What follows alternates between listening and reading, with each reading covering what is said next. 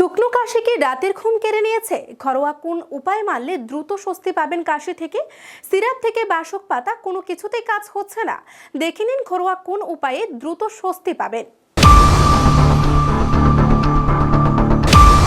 ঠান্ডা লেগে কাশি সর্দির সমস্যা এখন ঘরে ঘরে। সর্দি জ্বর কমে গেলেও না জোর প্রেমিকের মতো কাশি কিছুতেই পিছু ছাড়তে চাইছে না। কাশি কমানোর সমস্ত চেষ্টাই বিফল হয়ে যাচ্ছে।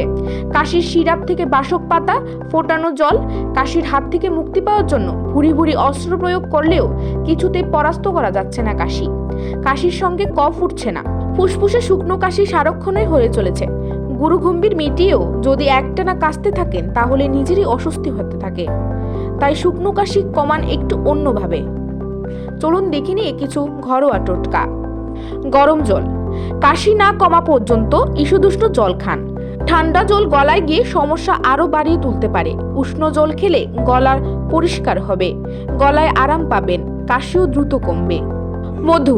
প্রতিদিন 1 চামচ করে মধু খেতে হবে। কাশির ঘরোয়া টোটকা হিসেবে মধুর বেশ নামডাক রয়েছে। গলা সংক্রমণ হলে মধু তা সারিয়ে দিতে পারবে।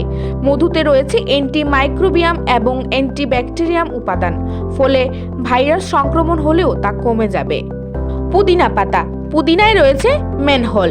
গলায় কোনো অস্বস্তি হলে ম্যানহলের গুণে তা কমে যেতে পারে। শুকনো কাশির ঘরোয়া ওষুধ হিসেবে পুদিনা খুবই ভরসাযোগ্য।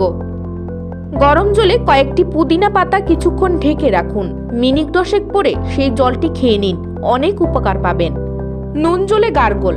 গলা ব্যথা হলে নুন জলে গার্গল করলে কমে যায়। শুকনো কাশির ক্ষেত্রেও এই দাওয়ায় কাজে আসতে পারে। 1 কাপ গরম জলে কিছুটা নুন মিশিয়ে নিলে দুবেলা গার্গল করতে পারেন, সত্যি উপকার পাবেন। ভাপ নেওয়া। ভাপ নিলেও শুকনো কাশি কমতে পারে। গরম জল করে ভাপ নিতে পারেন। গলা ব্যথা, সর্দি কাশির ক্ষেত্রে ভাপ নেওয়ার এই দাওয়া বেশ স্বস্তিদায়ক। নিয়ম করে পরপর কিছুদিন নিয়মিত গার্গল করলে সুস্থ হয়ে ওঠা যায়। Bureau report, Asian Times.